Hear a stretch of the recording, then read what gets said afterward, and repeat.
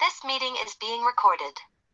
And good evening, everyone. ESS, Empire State Sports, proudly presents the Wise Guy Sports Talk Show. We're your host tonight, Joey Rio, Dave Bartlett, myself, Pete Goslaw, and a very special guest, but you can't tell they're related, Owen Luckie and Jamie Luckie. Welcome to the program. Thank you. Happy to be here. All right. Well, hey, guys, we got double the Luckies on here tonight. Both return guests. So this will be some fun. We'll talk about their winner of reffing this past basketball season, but and we'll talk about the change for Owen, and we'll see where Jamie's at with his career. But first off, Owen, I'll let you get started. Just kind of reintroduce yourself to everybody, and and mention your new venture that you got going. Yeah, so I'm from Ogdensburg. Grew up there, moved back there, moved to Charlotte in September, and started to referee a little bit more. And then my buddy, an HD Demon alum, Dylan Amel, moved down here also, and we were just thinking about ideas, business ideas. And we went into a company called Open Looks. For those that don't know, Open Looks in basketball, you think jump shots for shooters. Refereeing, we have Open Looks when we blow the whistle. So when we blow the whistle, we want to be able to see any contact there is. We don't want to blow on a closed look. So Open Looks is used a lot. So that's really how we came up with that name. And there's really nothing out there that's for referees. I mean, obviously we're going to try to expand at some point. But right now we have socks that have extra padding for anybody to wear. And we got compression shorts, and leggings are on the way. And eventually golf socks will be next, ankle socks. So it was just an idea we had. We sold out of socks fairly quickly. We got them out there. And we're just trying to market ourselves a little bit more to get out there and to expand on, because it's not only for referees. I mean, we've sold these socks to bartenders, to correctional officers. They all seem to love it at the moment. So we're trying to grow and get ourselves out there. And Jamie's been a big help with that. Sounds like are you going on Shark Tank anytime soon? We're not going on Shark Tank, not yet. Okay. We may have to make a phone call to Rick to see if we can get Cuban on the line. But. Yeah, geez, Mark Cuban. There you go. We can avoid Shark Tank. Right. They only want businesses that have made millions of dollars already anyway. Yeah. We don't have that. We were just looking for something to go to referees, but then we thought about it a little bit more, and a lot of people are wearing it to work out. And like I said, they like the socks if they're on their feet all day. So that's why we went that route, and the referees seem to like them. Good. Well, Owen thing about referees is if it's a decent product and it's cheap, they'll buy it. Well, I was just going to say, Owen sent me a pair, and I tried them on, wore them a couple of days, just walking around school and whatnot. You could just a little more bounce in my step. So yeah, I can definitely see where they're going to be a wanted product for referees. The great Jamie Luckie is quoted on our website. It cost me a little bit to get that quote up there, but we got the deal done. Great support, great feel that really cushions the blow with all the pounding we do on our feet. Jamie Luckie, two-time NCAA Final Four referee. Woo. So Jamie, you just sitting there. You just sitting at home now, just taking in royalties off of collecting royalties. The thing about the Open Looks thing is, I don't think anybody in officiating, when we're teaching, especially in the summer, uses that phrase more than I do, because it drives me crazy when referees blow the whistle and they can't see. And so I'm always talking about making sure you have an open look if you're going to put air in the whistle. So it's kind of ironic. That used to drive me crazy too. I'm sure it did. Still happening, trust me. So it wasn't just me. No. Dave, you were a hacker anyway, so they could have called fouls on you for anything. So. So Owen, we- what's the next step in this process for you when it comes to the company itself? Our next step is to get those leggings, because a lot of referees wear leggings. Obviously, you see the players wearing it, but we wanted to have all the under gear for referees. So we'll get the leggings. The leggings and the compression shorts are very high quality. And then we'll go to t-shirts, and then hopefully polos. And refereeing, we joke about blue collar polos, what you have on, Joey, being blue collar. So that's something we're leaning towards too, and how we can develop that into a product and sell that for the guys to like and women to like. And we're just seeing where it goes. We're not going to get rich off it. We don't want to get rich off of it. We just want to supply good product, and just make referees have a brand. And we don't have that yet. Well, that's a great idea. It's a total line of people that don't have, other than the striped shirts, I guess. You don't have a product. That's a good group to hit. Yeah, not a brand towards referees. There's specific companies that supply shirts and stuff like that, but as far as everything we wear, other stuff, not really. And the thing about it is when guys like us go on the road, you go with 3 or 4 sets of stuff, because I hate doing laundry. So you got 4 sets of everything, and if you got 1,000 D1 referees or several thousand D2, D3s, whatever, that adds up. That's a lot of stuff. Joey, so when you see Henry LeQueer next year, ask him what kind of socks he's wearing. Oh God. Yeah, well, I don't mind asking him, Owen, but he won't just say open looks. It's going to be a 30-minute conversation. He may wear that one pair the whole week. Not to get off topic, but you just bringing up Henry.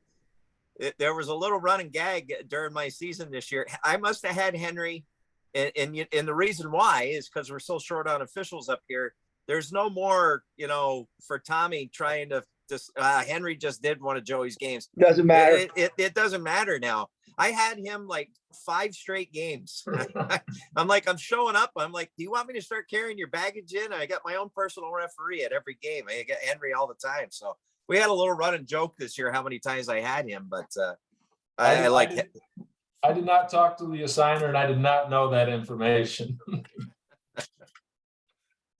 Well, how was your 2 seasons this year? Whoever wants to start first. How was the season?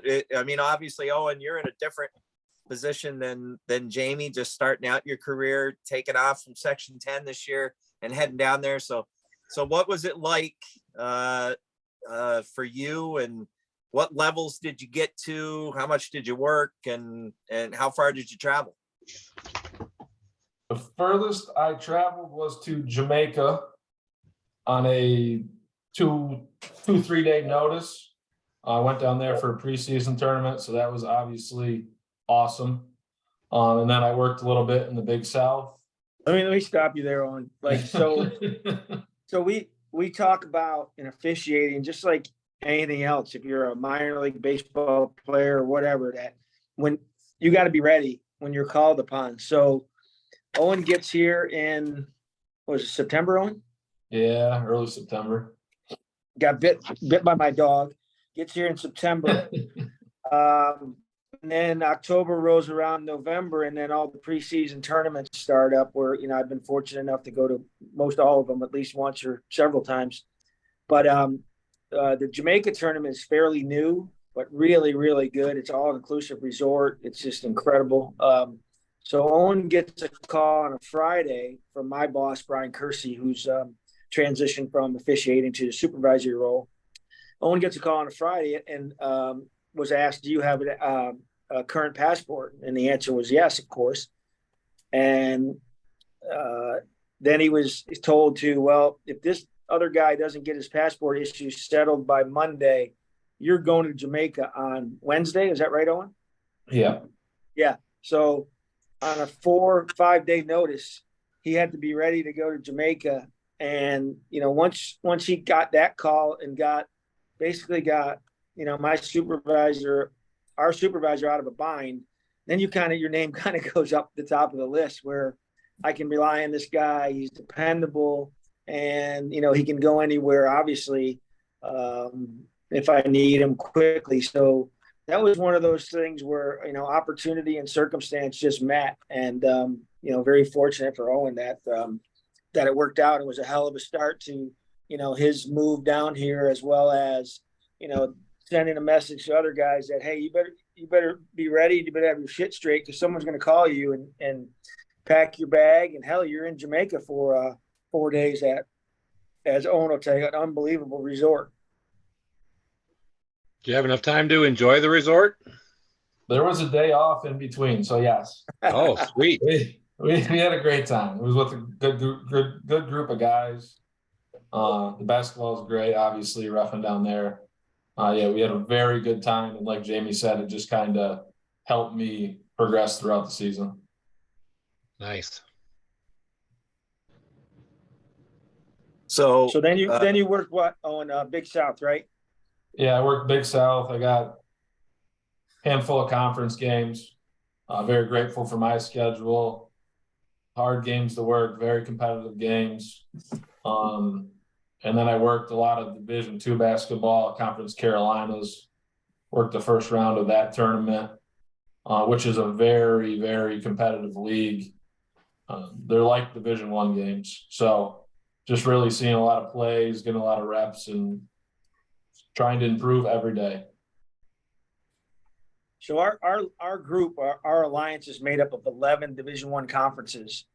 And the Big South is kind of one of those entry level conferences that our younger officials start in, cut their teeth, get the conference games, as well as that Division II league is not officially under our alliance, but works very closely with our referees and kind of preparing them, for what's next or whatever leagues come after that. So it's all part of that process of getting in, getting games, getting reps, and then just kind of moving up from there if you have success. So Big South, give us some of the schools from Big South, Owen, Jamie. UNC Asheville got out this year. Yeah, this year. Yeah, Winthrop's been the big school in that league for several years, and then probably Radford is the other pretty well known school from that league. I mean, the thing about those leagues is, you guys know any league, any level, high school, college, is that people look at those leagues and say, oh, that Big South ought to be easy to win. Well, they all have exactly the same players, so no, it's not easy to win. They're all the same, and the games are hard, and there's a lot of decisions, and those games are even harder than at the top level. So it's like Owen said, it's very competitive. Coaches are fighting not only to win, but maybe get out, get another job, which happens all the time. If they win, and then success in the NCAA tournament. So yeah, those games are really, really difficult. And with the transfer rule now, I've already looked, and there's guys that have gone from Charleston Southern to Florida. One guy went from USC Upstate to Texas, I think. So they're feeder leagues for the top programs in the country also. And is that something you two are starting to notice? I know Dave and Pete and I, we've talked about this on our own when it comes to how different the landscape of college basketball is looking because of the portal, the no having to sit out anymore a year. That's obviously become a big deal. And we're still dealing with the COVID year for some players. True. Yeah. So, Gerard's going to be at Clemson this year. Yeah. It seems like he's, when he's in high school, right? Might have been 6, but he's a perfect example. He's going to be in his 6th year, and he transferred to Clemson. But yeah, it's like the wild, wild west. The landscape has changed. You used to be able to go in the ACC, you used to, know the players, pretty much for 4 years. There were some one and dones, but not as many. And now you just, now you got kids transferring from Florida State to Miami. So that never happened at one time. You would never have transfers within the same league. It just didn't work that way. And like Owen said, the poor mid majors get players in that nobody else wants, and all of a sudden they have a great year, and then there's no rules. They can call that player, they can do anything they want because they're not a high school student. They're not being recruited. That they call them up and say, hey, do you want to come to Florida? You had a great year at Charleston Southern. We want you. It's really strange. It's totally opposite of what everybody thought college athletics was and what it was supposed to be. And I noticed looking at sports news, it's like almost every day you read about a player that's going to be going here, going there, or leaving one place, going to another. I mean, you're talking basketball players in the early part of the summer talking about where they're going to be playing next year. Yeah. Like I said, it's totally different than the norm and what we're used to. But that's our new reality, and and now you have players making $300,000-$400,000 a year, in college playing basketball. So, good for them. I always thought that there should have been something there because of, if you're a musician, you're a college student and you play a sold out gig, 30,000 people, you get the money. I know you get an education too, but, I think it's obviously been long overdue that they get compensated, but now it's going to be how they manage it, because there may be more problems than there was before. Right. So we'll see. They need to have a class as well on how to manage large sums of money. That's for sure. And I think for sure the other thing is, even though some of our coaches that have left in the last year or two, and there's been some big names, big departures, were kind of ready and kind of at the end. Like someone like Jay, for instance, I think the NIL thing kind of pushed him over the edge to say, all right, I'm not sure I want to do this. Maybe do something else. He may come back and coach again. I don't know, but I'm just thinking of the people we've lost, and that certainly has played a role in it, all the changing landscape.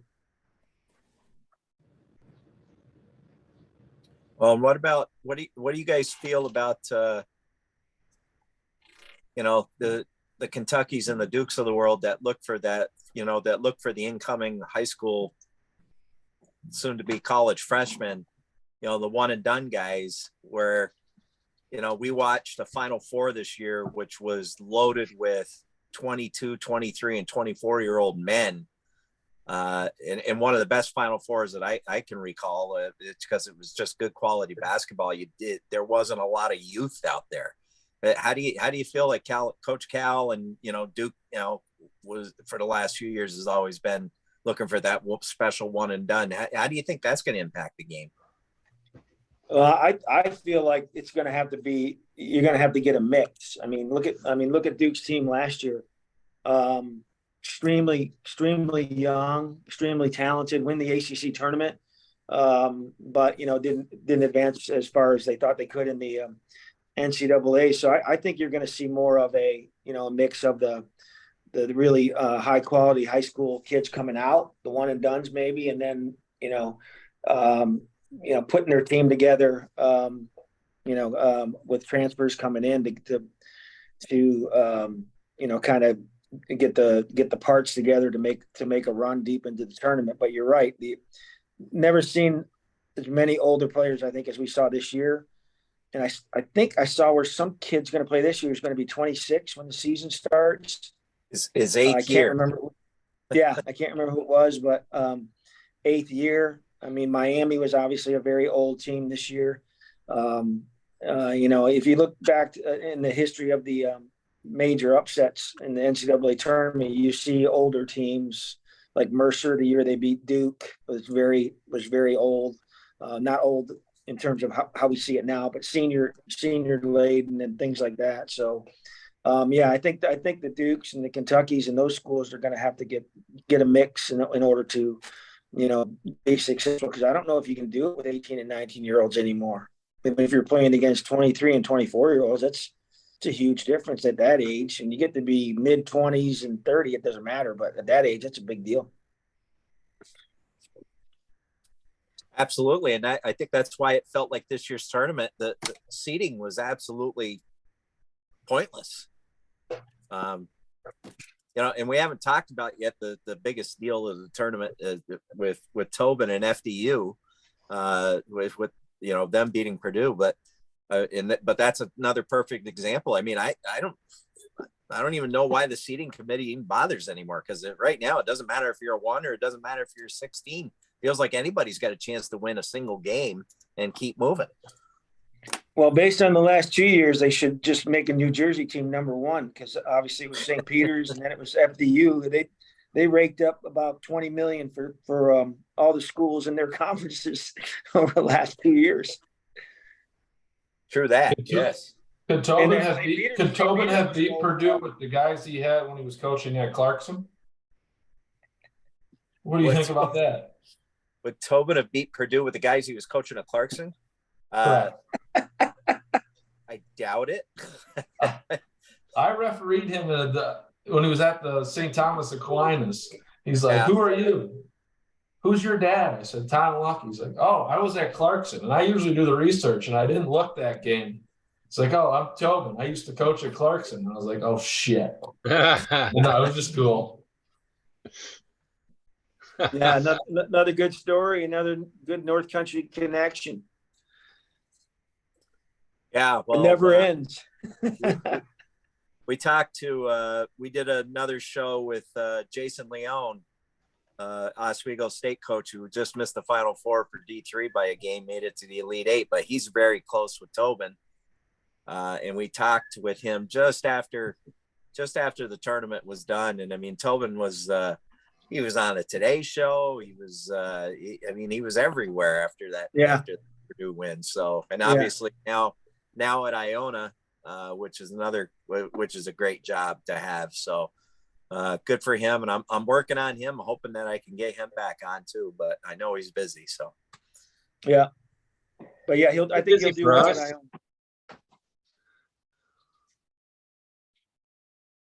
What was that, Owen? I didn't say anything. Oh. Yeah, I said I think he'll do well at Iona. Obviously, that's a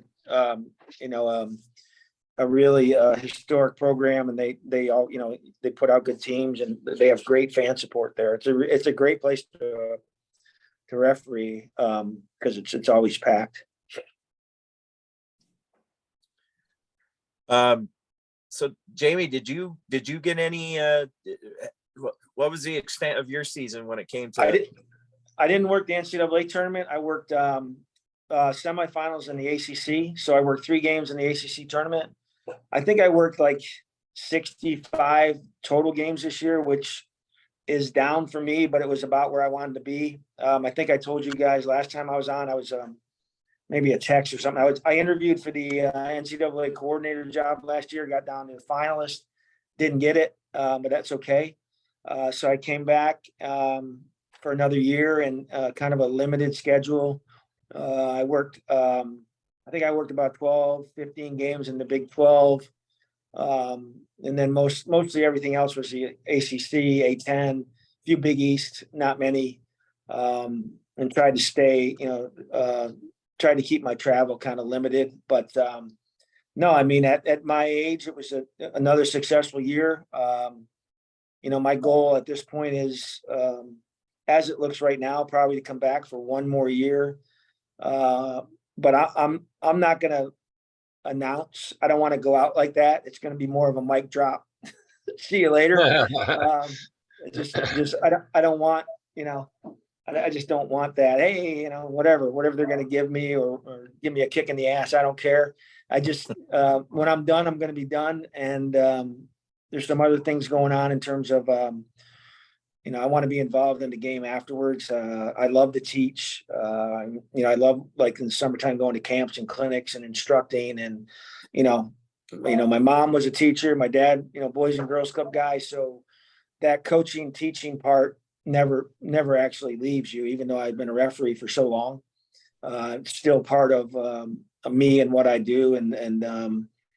I enjoy giving back and helping others for basically no reason, just to help, because we're in a tough spot right now in officiating. Now, I know at the lower levels in high school it's a nightmare, but there's I've been hearing for 30 years there's never enough good officials to equal the amount of good games, and I don't think it could be more true than right now. So we need to keep developing, keep teaching, keep growing, and the officiating has been great to me, obviously.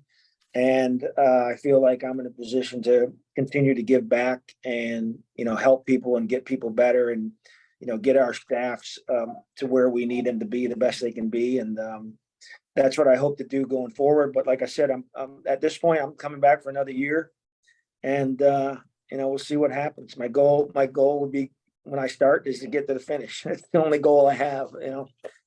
When you kind of worked all the games, it really doesn't matter which games anymore. It's just being a part of it, and being on the floor and being in the moment. So that's kind of where I'm at.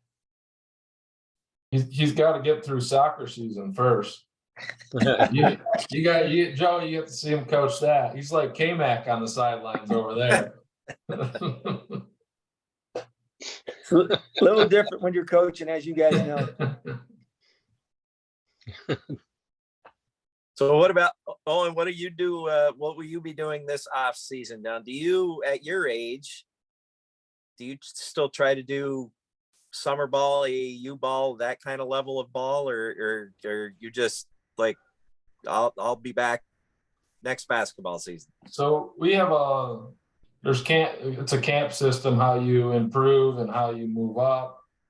You just meet people, you see plays, and that's AAU basketball. So I did that the last 3 weekends.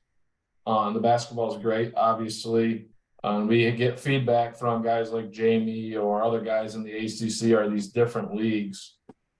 So I did 3 of those, and I got 1 more in July, which is the EYBL circuit, which is obviously a great tournament. The best players in the country are there.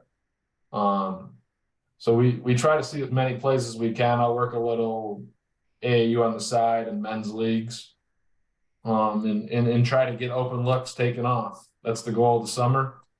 Obviously, I want to get more games, but have to just keep going to camp and just getting better. So it is a lot of these AAU tournaments, there's guys making $15, $20. I mean, we saw it last weekend where there was a fight. I think it was Indiana. Yeah. After a referee. So, it's sad to see, but the tournaments we're working, it's a more controlled environment. It still happens every now and then, but it's just a little more controlled, and we're just everyone there is trying to get better. So the two things that 2 out of the 3 Owens things, I was there.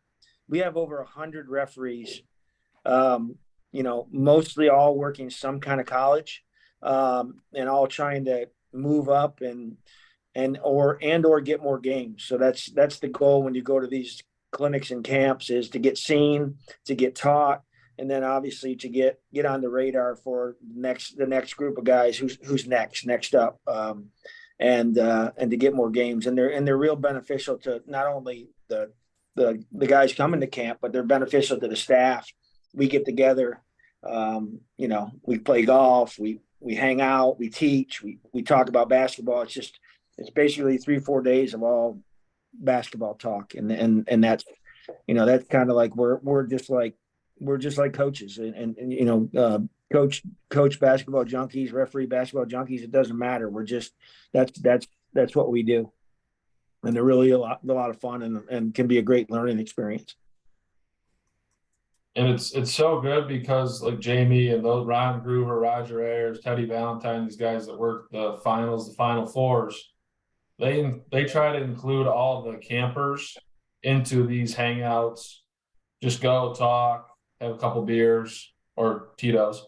But it's really good for everybody, and everyone enjoys themselves, and just be yourself. And guys love going to meet Jamie Luckie. I love going to talk to Teddy Valentine. It's an unbelievable experience for most people. Well, I guess one of the things I wanted to ask when it came to AAU stuff and what like happened last week that we saw online, and it happens all the time. We make it sound like it just happened last week. This happens all the time. But the best example I can get, and Pete can back me up on this one because Pete's come and ref 5th and 6th grade basketball at my place for tournaments. You know, to be able to ask a referee, or if the referee, number one, if the referee wants to do this, I'm like, I guess 2 games is all I could handle. I did 2 games at Nate Bilo's tournament over at NAC a couple of years ago. He needed some help. I said, yep, I'll go over. I want the first 2 games of the day, and that's all I want. Well, sure enough, game 3 rolls around. Joey, can you stick around for one more? I did it. And I tried to give it my best. I was mentally checked out. I'm like, no. Then I start thinking about the legends up here.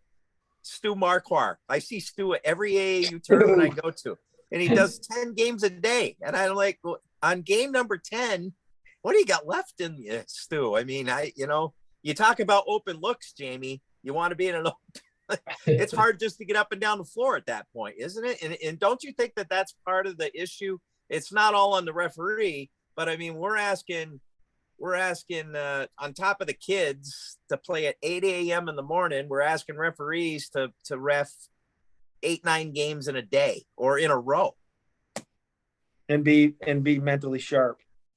Yeah, it's not possible. I mean, and then I know Stu's even older than me, but it ends up being you do the rec ball shuffle and you don't even care, and just trying to get through the day. So you're probably right on the money saying I only want 2 games, because that's probably as much as you can mentally focus for. I always say, I say golf is 2 hours too long, because in a basketball game it's only 2 hours, and that's all I can focus for.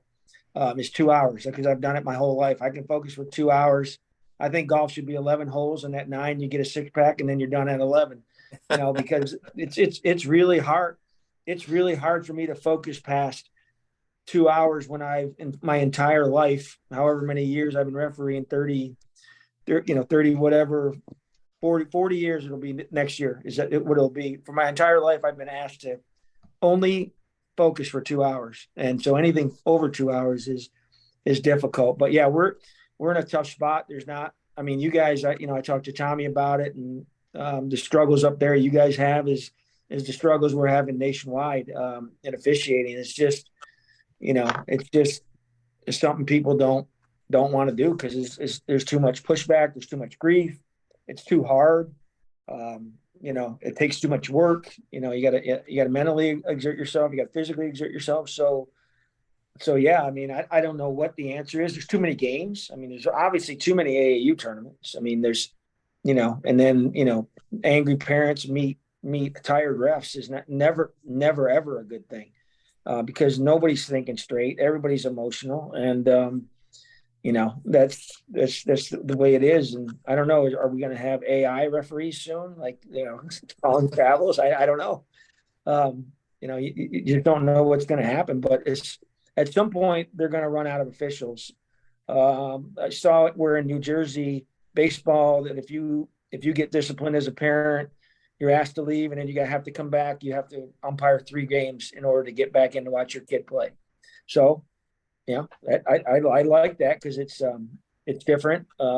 Showing some initiative and kind of creativity into, let's try to stop this. But it's an epidemic right now in terms of fan behavior, in my opinion. And obviously I've been in it a long time, and I see it. We go to the Charlotte Football Club games. We have tickets and see it there. See it obviously at my games, and any college games that I watch, high school games or whatever. It's a difficult time to be a referee. everybody's got a camera. We've always treated, since I got into major D1, I was told everybody's a reporter. So I've always treated people like that, in terms of how you talk, who you talk to, what you're saying in a restaurant, things like that. That's been a good rule for me, because there's plenty of people that get in trouble for things they say rather than calls they make. So, everybody's under, this unbelievable microscope, and that's the society we live in. And officiating is even more microscopic because of emotions that are involved with people and their children and whatever. You saw it a week ago. Yeah, I saw it last week in Atlanta.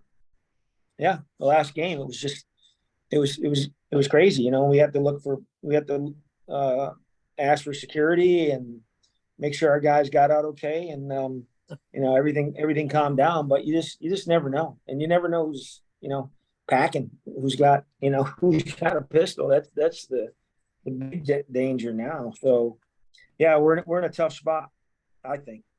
Yeah, I go watch my 9-year-old granddaughter's soccer games, and they're lucky to get one person to referee the soccer game, and I guess for that age kids, one person can do it, but then to have the parents screaming and hollering, over, and I don't know, I guess maybe with age comes wisdom or something, but they're 9-year-old kids.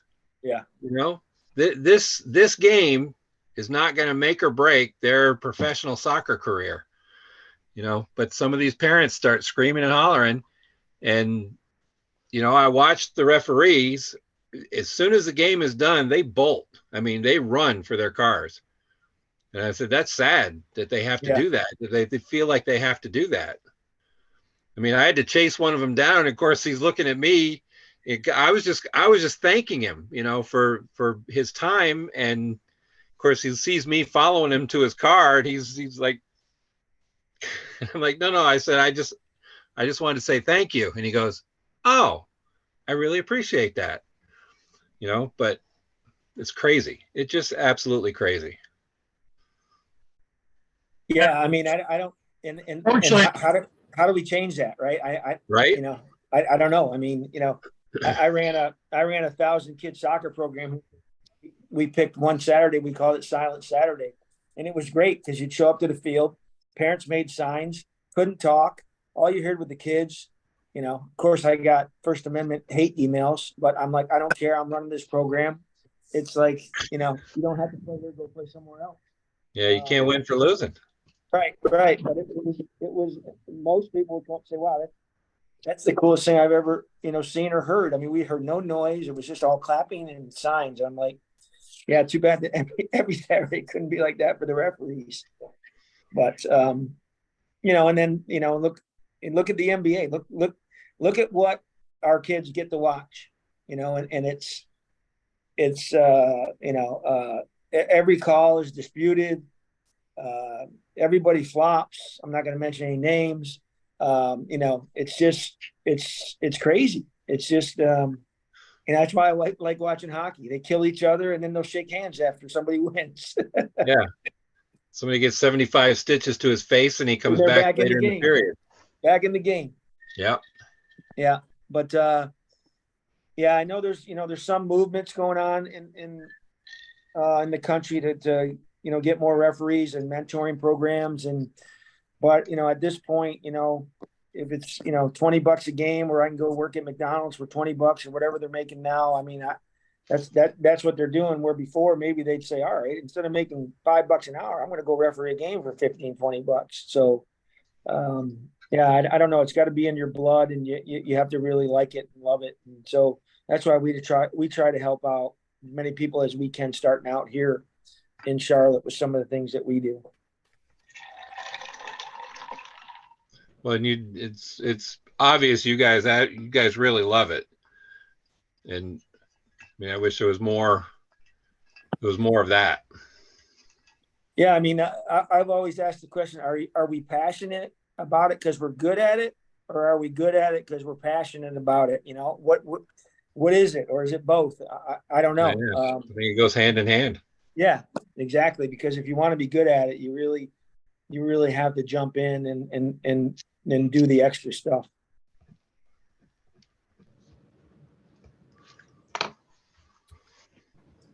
Well, guys,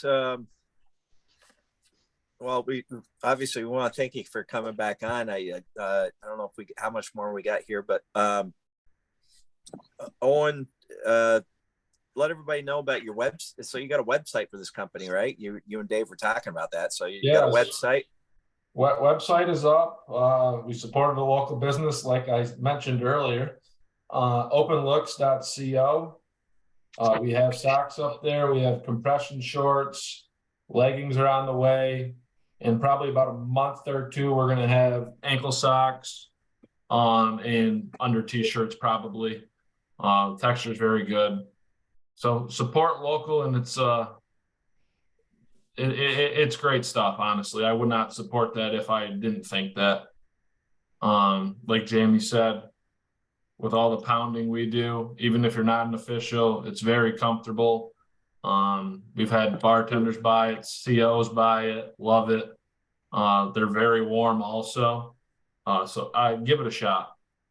And any thought of going into further, like into shoes? I know that would be pretty complicated, but the refereeing shoe market is taken over by Hokas. If you guys haven't had a chance to wear those yet, it's all I wear.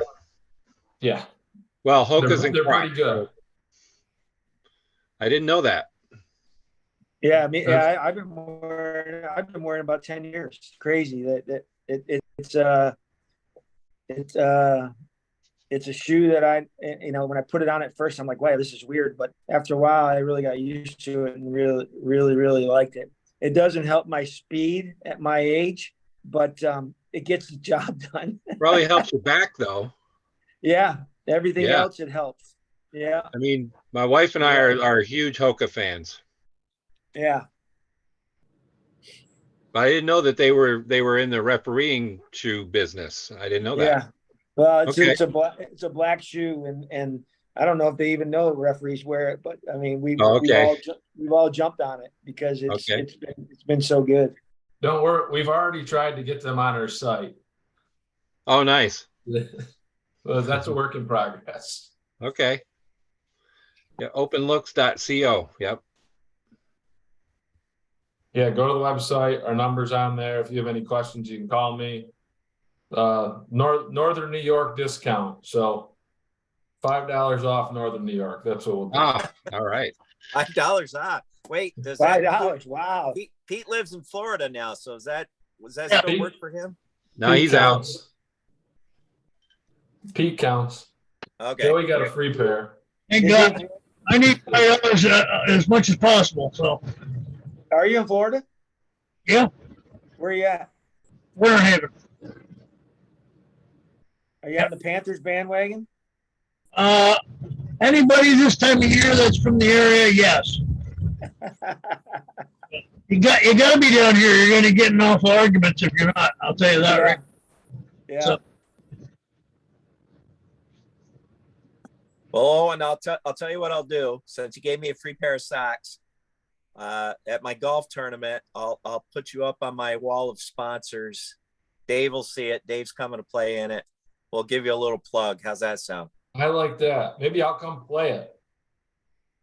Sure, come on up. When is it? Well, if you do June that, 17th. he might sell enough socks where he can have a picture in his background instead of a clock next time. He's only got a clock. That's my work clock, other job clock. Yeah, Owen, I'll kick my brother off my team if you want to come and play. Well, my golf clubs have been at Jamie's for 2 months, so I should probably go get them on. Oh, you haven't played much? Well, I don't know. Maybe there's another team you could play on. I got room for one more team. The two of you fly up. Let's go. Yeah. So I think we have a wedding. June 17th. I got something. I don't know. I think I got camp. No, I got the thing, I got the thing at the time. I can't do it. A few years ago, and I go up and play in the Freddie. I played in it several years, but I went up and it was me, my wife, Nate Farrell, and I asked Pat Farrell to play, and Pat doesn't play golf at all, and he said, yeah, "I'll play." So we get shotgun start. I think we're at the dog leg left. I can't remember what number it is, short one. And he says, Jamie, I suck at golf. I said, Pat, if I wanted to win this golf tournament, I wouldn't have picked you. So I don't care. We had a good time. But there's another one that's doing great. Nate's doing great. Big East tournament, NCAA tournament. Our brother Michael had probably 50. What do you own? 55 Division I games last year. Yeah, your brother. My brother, your uncle, whatever. I can't keep it straight. Michael worked 55 Division I games last year. Owen's working. I have a son, Kyle, who worked 29 Division I games last year. I mean, so for me, that's a point of big time pride because of I bet. what I started. It's almost like a coaching tree.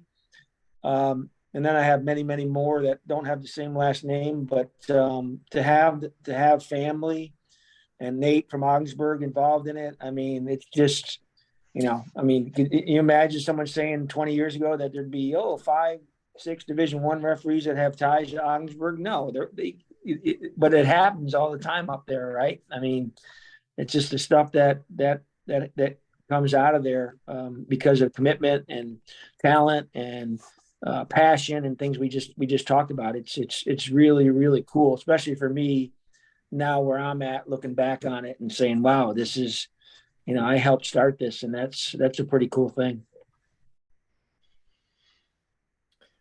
Well, any of those with those North Country connections that you want to send our way, wants to shout out to home, we'd love to have them. So yeah, I think you guys should have Nate and Michael on at the same time. I think that would be really good.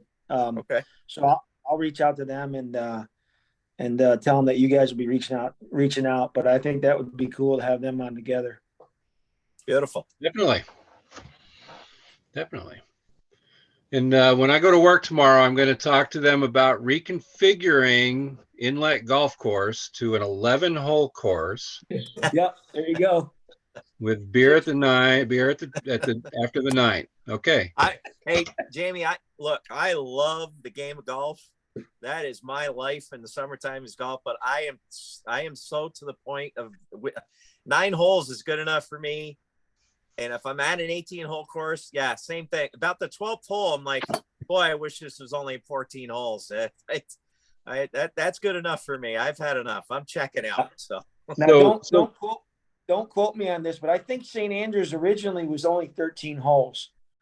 It was something like that. It definitely wasn't 18. Well, that's what my golf course was originally 9, and then it was 12, and then it was 18.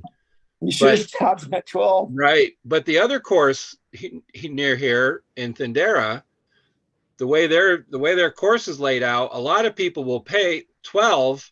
The 12th green is right by the clubhouse. Right by the clubhouse, yeah. And so a lot of people will hit 12 and then they're done.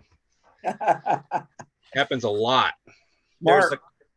There's a course, Nate Bilo would run his NAC basketball tournament at a place called Harmony over in Port Kent on Lake Champlain.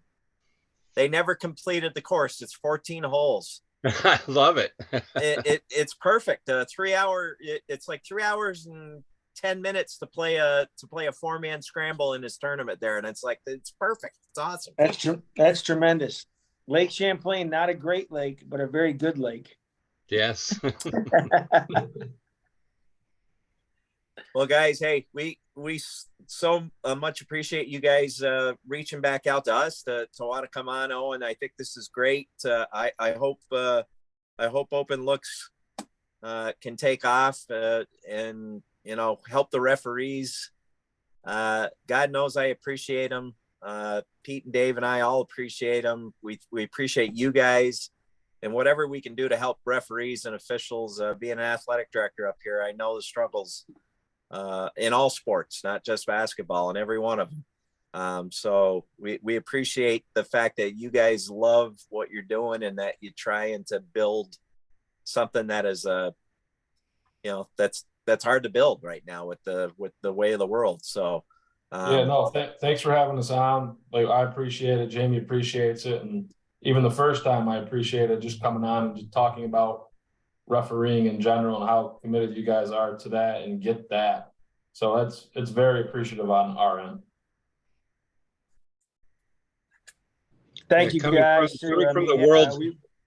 We appreciate what you guys do, and when I retire, I'll make sure I'll let you guys know like a day before. Okay. Sounds good. Hey, if you want to come on and do your announcement on this show and do your I can do that. song here, let out every little thing that you want to get out. You know, any coach that's been bugging you, it's over now. You can toss any name that you want. No big deal. It's not gonna be able to I'll do keep that in mind. Appreciate it, guys. Thanks, guys. Thanks a lot. All right, guys, that's going to be it here on ESS, Empire State Sports and the Wise Guys Sports Talk Show for Joey, myself, and Dave Bartlett, and our very special guest, Owen and Jamie Luckie. Good night, everybody, and stay safe.